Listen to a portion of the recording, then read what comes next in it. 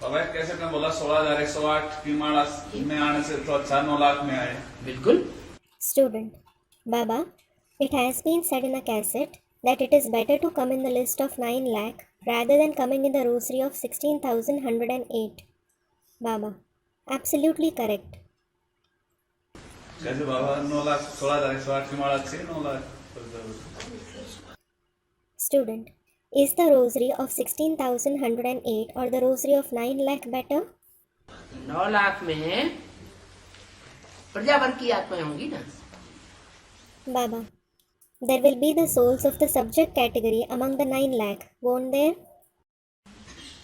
9 लाख में 9 लाख में ये नहीं कहा 9 लाख में आए, ये कहा साहूकार बने प्रजा। It hasn't been said that you should come in the list of the 9 lakh.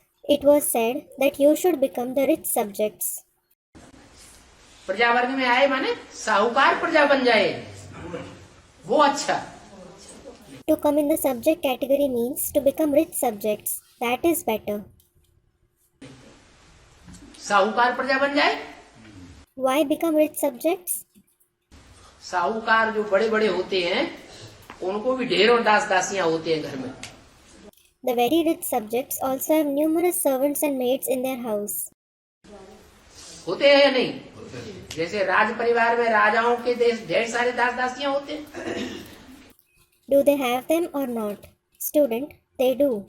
Just as the kings have numerous servants and maids in the royal families. और बड़े बड़े साहूकार ऐसे ऐसे होते हैं जो राजाओं को भी सहयोग दे देते हैं। There are such eminent rich subjects who even help the kings. जैसे महाराणा प्रताप को जब हार गए थे, जंगलों में खाक छानते फिर रहे थे, तो साहूकार ने आकर के उनको सहयोग दे दिया। For example, one of the rich subjects came and helped Maharana Pratap when he lost the battle and was roaming about in the jungles.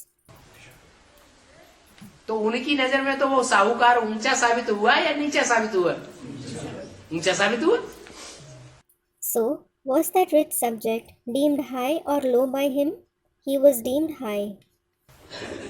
तो 16,000 में आए If you come in the list of 16,000, और 16,000 में वो ही आते हैं जो surrender होते हैं।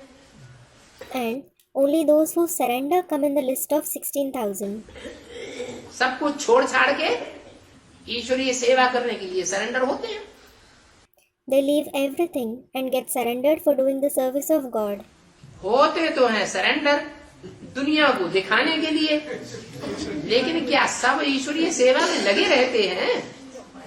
They do get surrendered to show the world, but do all of them remain engaged in the service of God? सेवा ही करते हैं या डिसर्विस भी करते हैं? डिसर्विस भी करते हैं। Do they do just service or do they even do disservice? They even do disservice. तो जो डिसर्विस करेंगे ईश्वर का बन करके, ईश्वर के परिवार में पल करके, वो दास दासी बनेंगे या राजा रानी बनेंगे? So those who do disservice even after belonging to God and being sustained in His family, will they become servants and maids or kings and queens? Students, servants and maids. हाँ, सरेंडर हुए हैं तो राज परिवार में एक जन्म कम से कम जरूर आवेंगे। Yes, if they have surrendered themselves, they will certainly come in the royal family at least for one birth. भले लास्ट में आवे। Though they come in the end. क्या? What? जैसे त्रेता के अंत में 3 कटी हुई सीढ़ियां दिखाई है। Just as 3 broken steps have been shown at the end of the Silver Age. वो 3 जन्म है ना लास्ट वाले।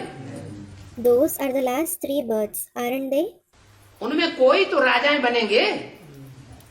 Some souls will certainly become kings there, won't they?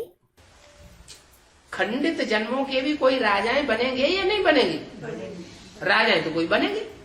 Will some souls become kings even in the imperfect births or not? They certainly will. वो राजा बनने वाली आत्माएं अंतिम जन्म में उनको कोट पतलून मिलेगी, और बाकी ऊपर के जन्मों में Those souls who become kings will receive honor and reputation in the last birth. And what about the rest of the births of the beginning in the ladder? दास दासी बनते रहे. They will keep becoming servants and maids.